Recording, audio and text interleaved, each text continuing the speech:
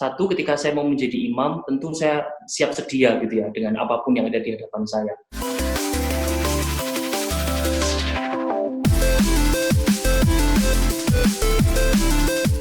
Hai, halo, selamat siang, apa kabar?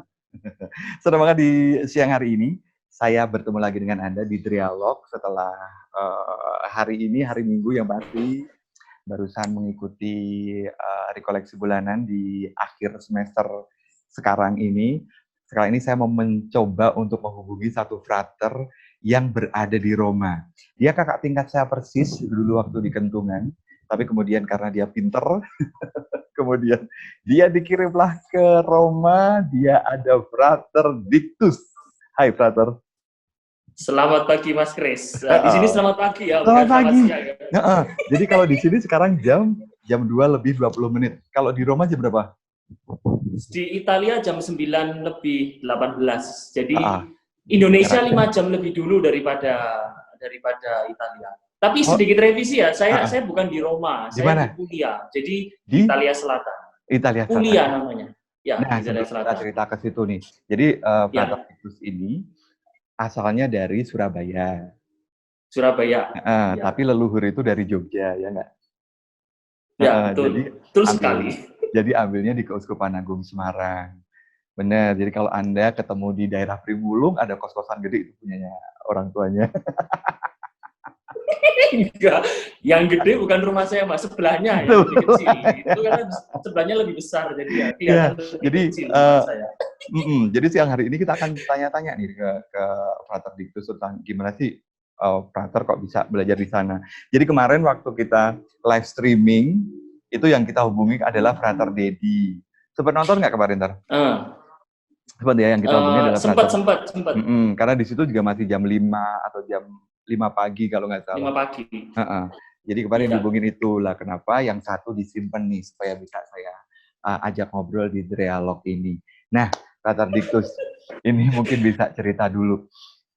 Jadi ini tempatnya berbeda ya dengan Frater Dedi dan juga romo-romo yang lain tinggalnya. Iya.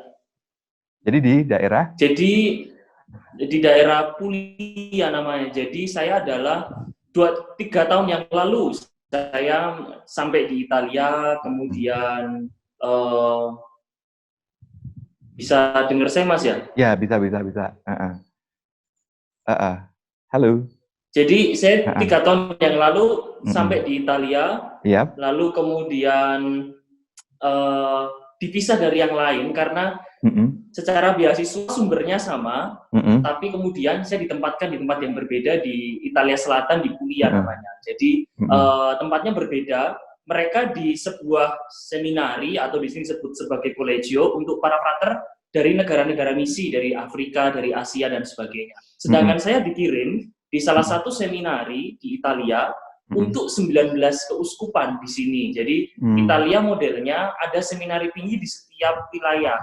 Dan seminari tinggi yang saya tempati itu untuk 19 keuskupan di wilayah Italia Selatan, khususnya di Puglia.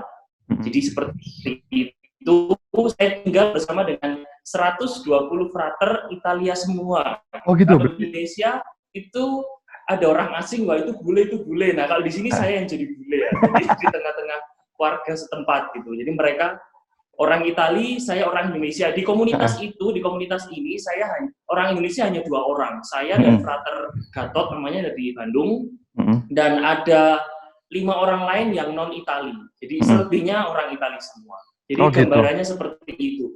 Kenapa bisa seperti itu?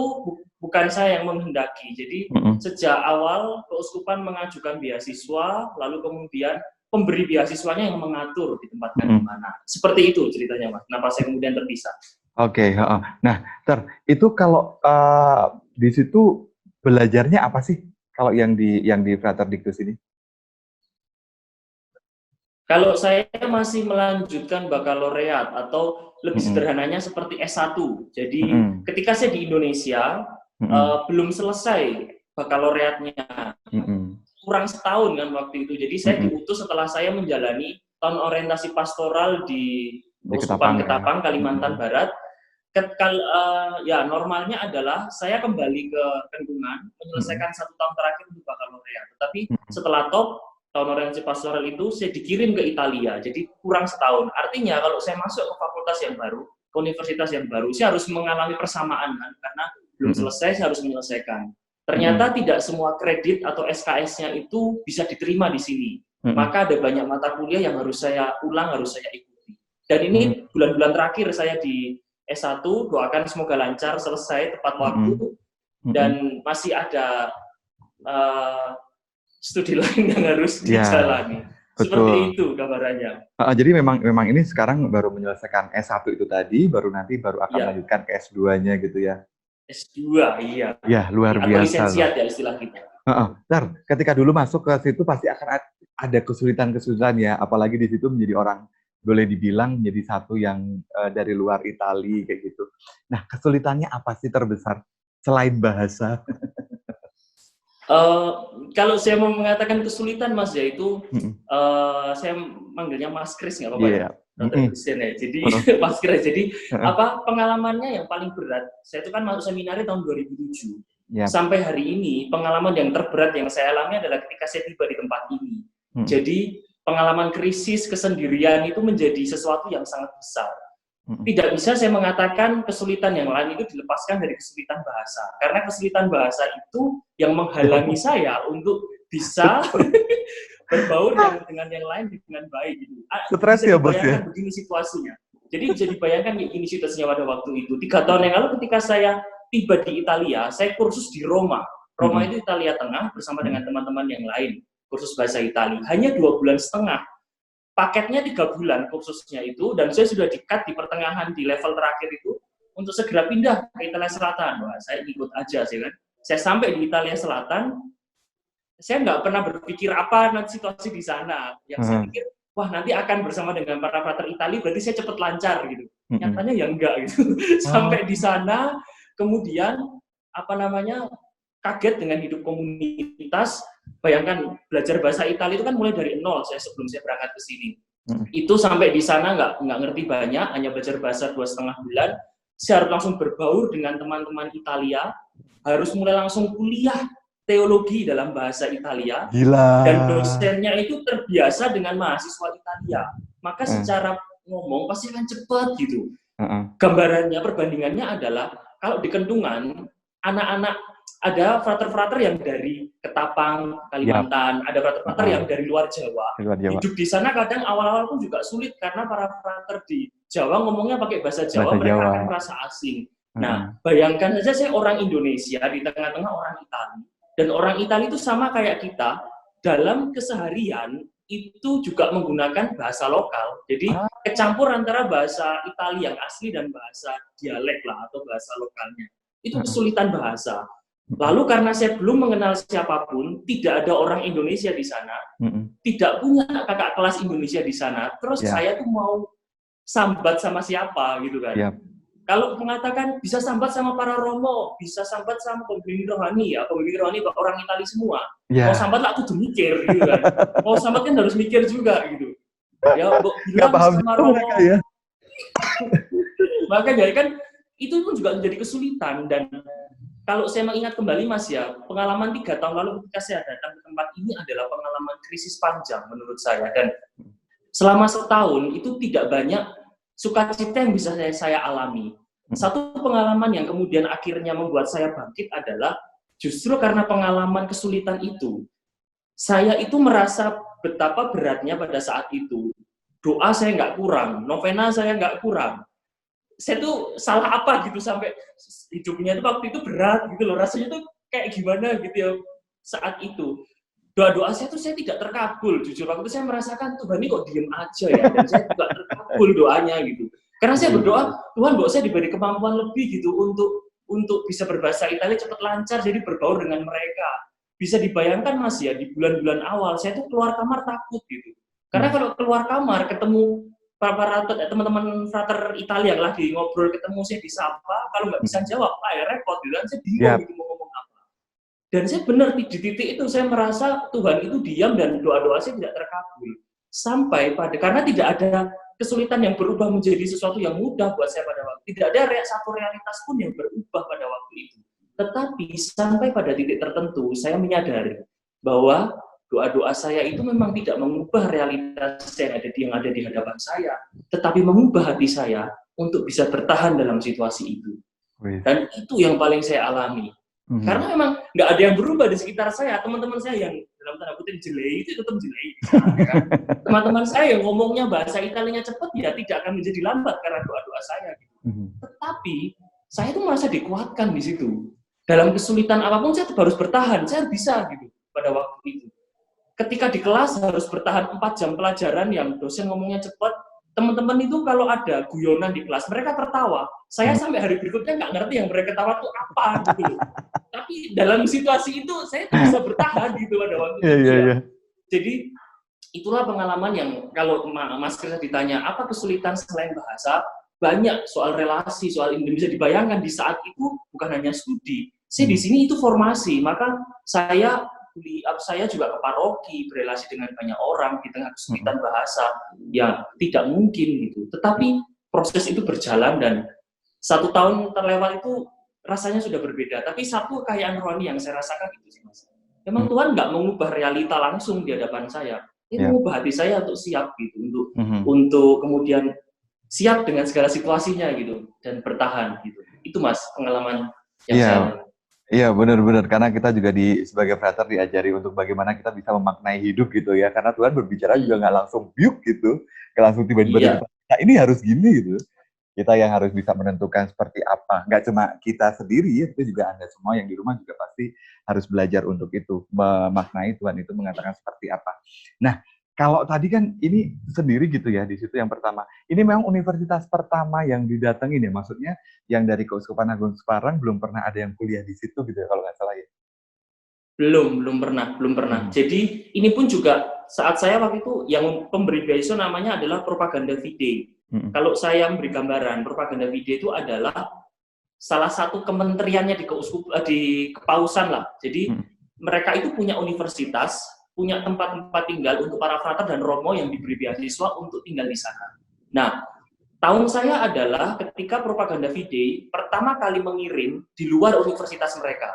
Nah, saya dengan satu frater dari Bandung, Frater Gatot namanya, kami ke sini dan 2 teman dari Afrika, dari Sudan Selatan, itu juga dikirim ke sini. Jadi 4 orang pertama itulah yang dikirim, maka belum ada orang Indonesia yang di sini dan teman-teman saya itu juga baru pertama kali mengenal orang Indonesia, baru pertama kali bertemu dengan orang Indonesia, tahu orang Indonesia itu, atau bahkan mereka juga, ada negara namanya Indonesia. Itu juga baru ketika ada saya. Itu yang makjub yang menyakitkan itu. Iya, karena mungkin mereka masuknya Bali ya? Apa? Ya, mungkin mereka masuknya Bali ya? Sih. Beberapa, saya dengar Bali gitu. Ada sih yang memang taunya Bali itu ada. Tapi secara dikenal, memang kita sangat-sangat dikenal sih. Dalam arti kalau di Roma, ketika kita berkumpul dengan banyak negara, Indonesia sangat dikenal. Tetapi dalam konteks Italia, mereka kan ya seperti kita ya, di negaranya mereka terus ya, kadang kan hal begitu juga tidak terlalu akrab dengan telinga mereka. Seperti itu, Mas, gambarannya. Iya, tadi Diktus kan mengatakan bahwa di situ tidak hanya sekolah saja gitu ya, tapi juga melakukan pastoral. Jadi teman-teman di rumah yang namanya pastoral, kalau kami para frater dikatakan kami sedang berpastoral, itu berpastoral itu berarti kami sedang melakukan kita sedang pelayanan gitu, sedang pelayanan ke umat, ada di luar seperti itu. Nah, ini kalau Diktus yang di situ yang dilakukan apa nih, pastoral seperti apa ini?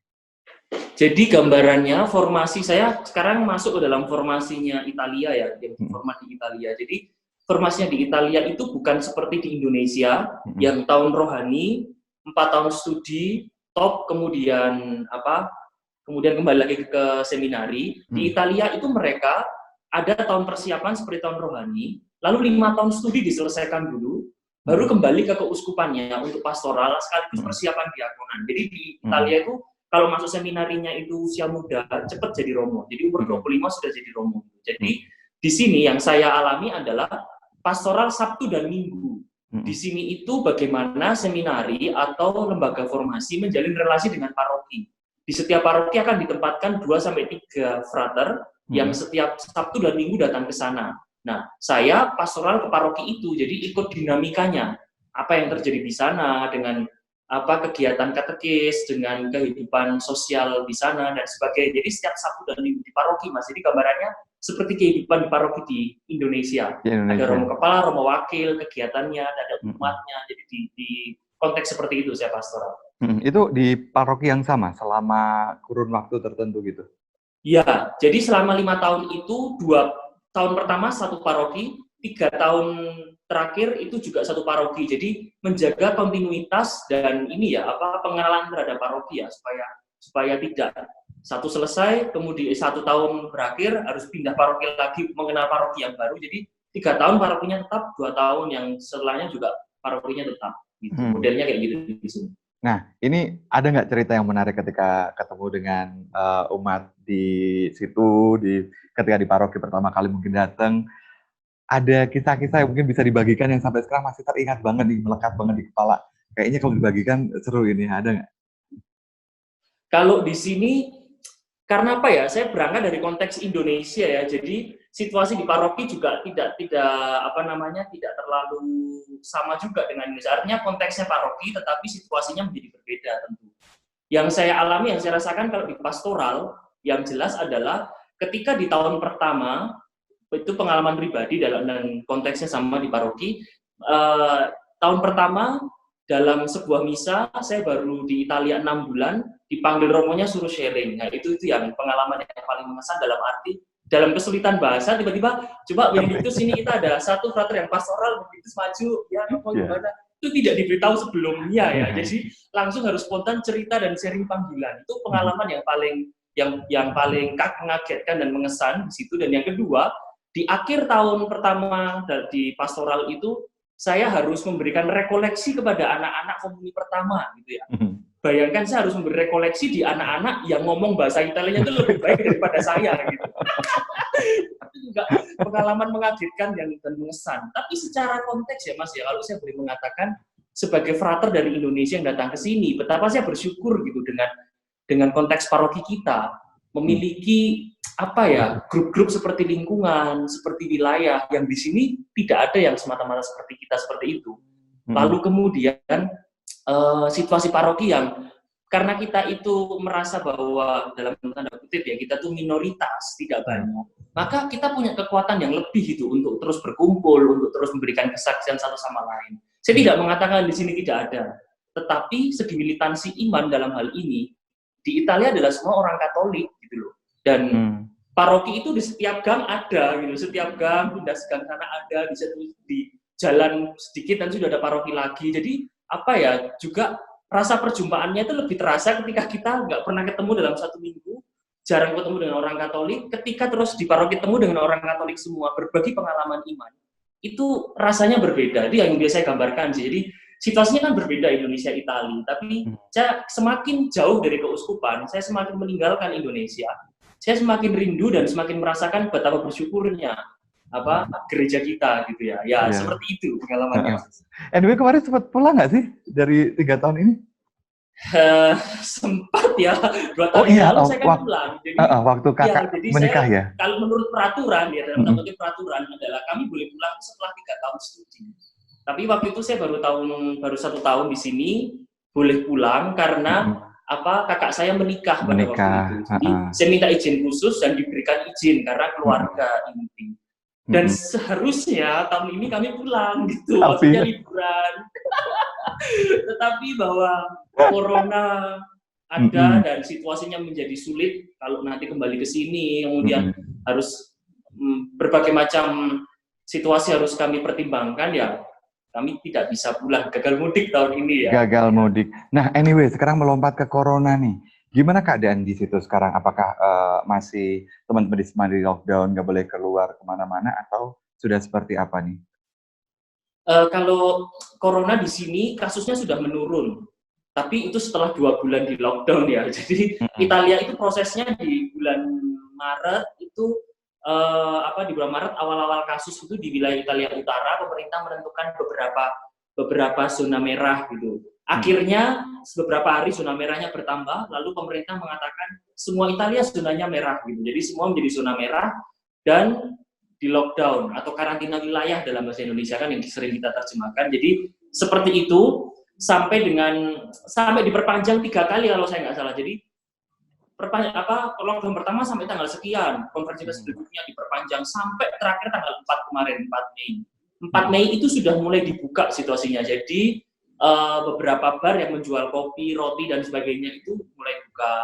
Lalu orang jual pizza dibuka. Tetapi peraturannya ketat, tidak boleh antri di dalam, masuknya satu persatu, antrinya di luar seperti itu. Dan terakhir dari konferensi para uskup Italia, berdasarkan kesepakatan dengan pemerintah, mulai tanggal 18 minggu depan, misa kembali dengan umat. Meskipun juga saya mendengar ada sedikit pro kontra Mas ya, karena mengumpulkan umat di gereja itu juga cukup beresiko dalam situasi ini sebenarnya, dan siapa yang bisa menjamin gitu orang masuk kemudian tidak saling menulari gitu. Jadi masih tetap menerapkan protokol tertentu, jarak duduknya harus dengan masker.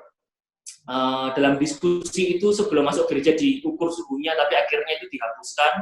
Lalu beberapa dan harus disanifikasi, harus dibersihkan gerejanya.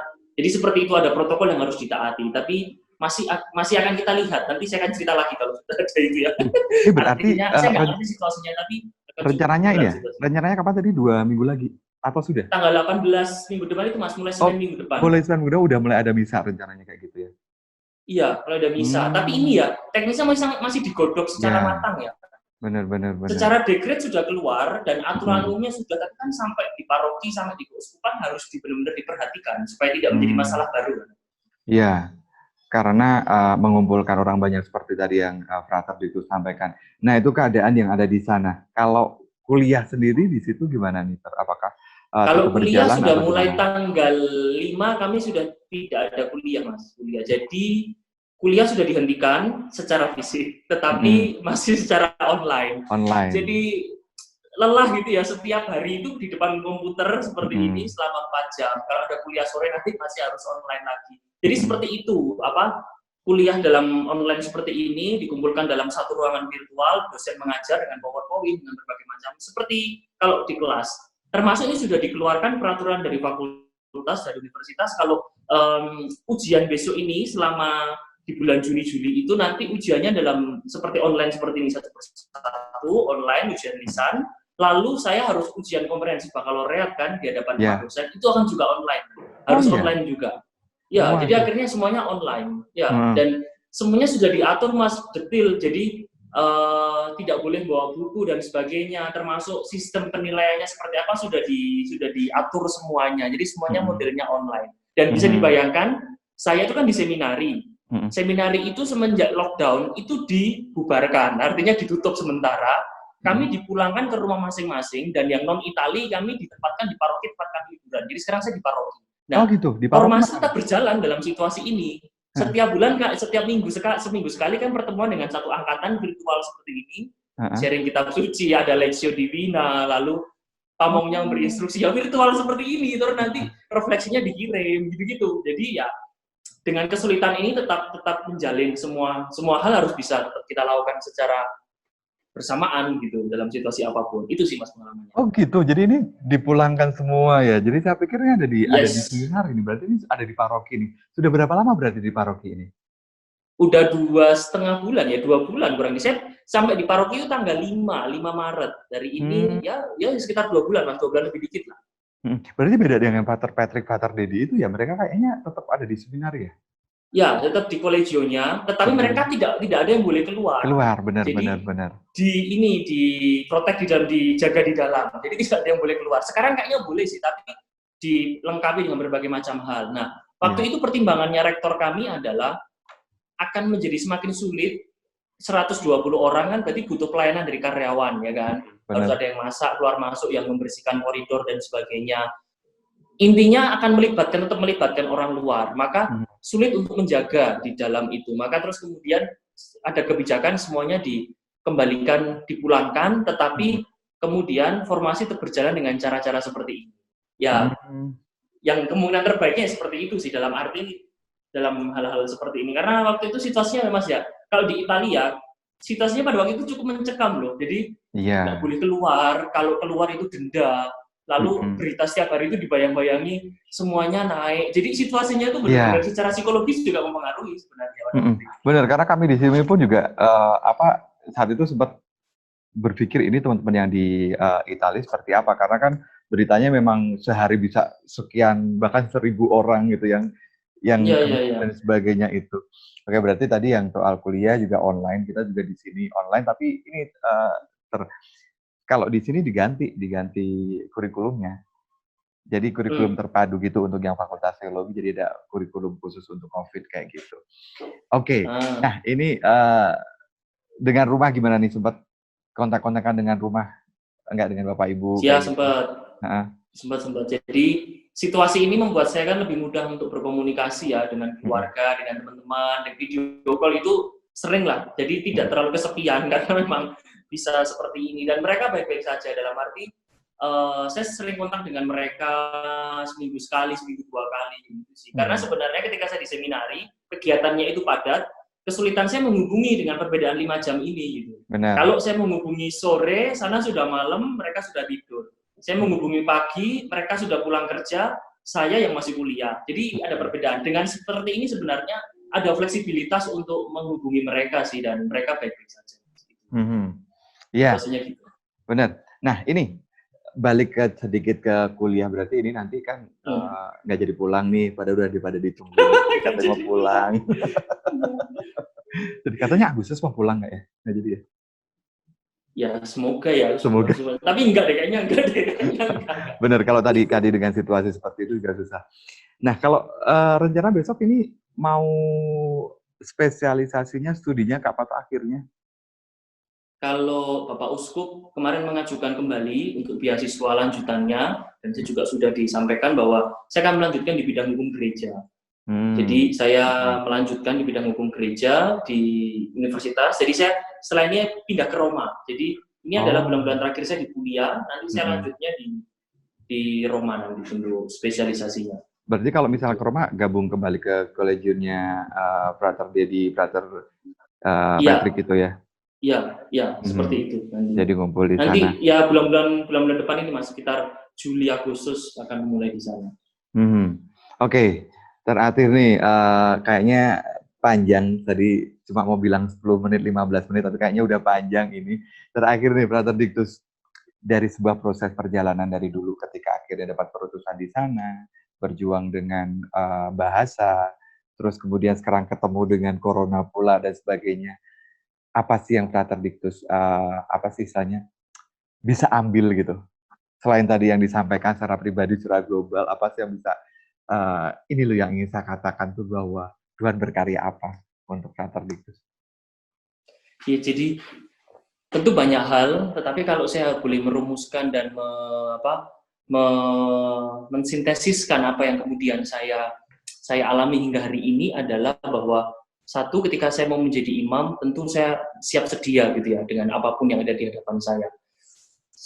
Pengalaman di awal tahun ketika saya retret, saya menceritakan banyak hal seperti ini kepada pembimbing retret, dan dia hanya mengatakan sederhana, ya kalau Tuhan menginginkan kamu begitu, kamu mau apa? Hanya seperti itu sudah jawabannya. Jadi ya, seringkali di hadapan banyak hal yang tidak saya bayangkan, tidak saya inginkan, atau bahkan tidak saya harapkan, mungkin jawaban sederhananya ya kalau Tuhan menginginkan kayak gitu, kamu apa? Gitu ya. Akhirnya kan seperti itu.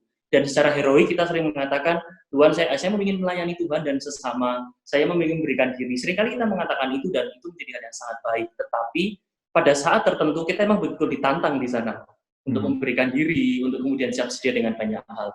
Dan satu kutipan Mas ya yang kemudian menjadi pegangan saya di sini dengan berbagai macam hal yang saya alami adalah ketika Paulus mengatakan kepada jemaatnya di Korintus ya, ketika di hadapan jemaat dia mengatakan, dengan diri kami sendiri kami tidak sanggup untuk memperhitungkan sesuatu seolah-olah pekerjaan kami sendiri. Tidak, sekalipun tidak. Kesanggupan kami adalah pekerjaan Allah. Itu sih yang sederhana yang sejak hari ini kalau saya alami.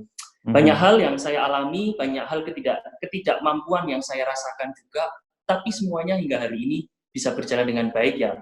Bukan semata-mata karena saya, tapi ya kesanggupan kami itu adalah pekerjaan Allah. Tetapi bukan berarti kemudian kita tidak melakukan apa-apa. Ya tetap harus bertekun, benar-benar berjuang untuk melakukan itu semua karena ingin menjadi imam adalah pilihan saya. Dan pilihan itu adalah jawaban kan dari tawarannya Allah. Itu sih yang paling saya rasakan. Semoga menjawab, Mas. Luar biasa.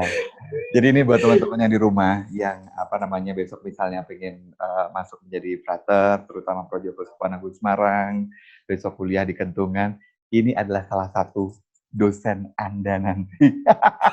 Enggak lah. Pusing langsung. Jangan.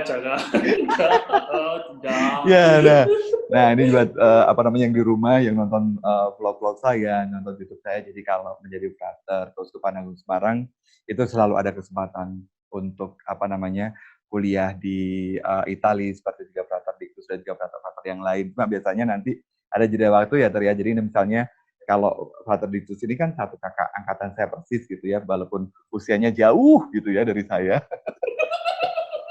Jauh banget ya. Dia kakak angkatan gitu. Biasanya kalau sudah ada yang berangkat dipilih, biasanya 1, 2, 3 tingkat di bawahnya aman lah, nggak dipilih ke sana. Pusing. Frater itu thank you banget ya untuk ngobrol-ngobrolnya. Oh iya, mungkin ada sesuatu yang ingin disampaikan buat penonton saya, buat teman-teman frater di Kentungan yang pada nonton. Kalau mau disampaikan ya tentu saya mengundang teman-teman sekalian kalau tertarik untuk menjadi Imam Keuskupan Agung Semarang bergabung bersama kami. Jadi mari kita merawat rumah kita bersama, Keuskupan Agung Semarang, tempat kita tumbuh dan berkembang di sana membutuhkan para imam gitu. Kalau saya mendengar pesan Bapak Uskup kemarin kan masih membutuhkan banyak sekali imam ya. Jadi tinggal di tengah umat, berkarya dengan mereka, dan hari ini pun saya di sini. Itu tentu di dalam pikiran saya hari ini berjuang di Italia untuk suatu saat kembali dan membaktikan diri untuk Keuskupan Agung Semarang. Jadi ya itu sih Mas yang lebih. Jadi mengajak untuk menjadi Projo Semarang. Iya, betul. Gitu. Jadi seperti frater Dictus pergi untuk kembali untuk Keuskupan lagi. Jadi tunggu Anda nanti yang pada pengen masuk, yang entah itu dari SMP, SMA ataupun late vocation, ayo bergabung bersama kita di sini. Dictus, terima kasih banget untuk waktunya. Sama-sama. Sudah mau diganggu. Salam buat teman-teman yang ada di situ. Salam buat Romo Parokinya, karena mungkin sudah pagi hari ini terganggu dengan ketawa-ketawa. Enggak. Tadi kemarin saya nanya Dictus bilang kalau misalnya sore gitu ya. Sore. Jadi sore. Nanti sore gitu. Oke, thank you. Sukses buat terima kasih juga, Mas Kris. Sehat terus ya. Bye. Terima kasih. Oke, thank you.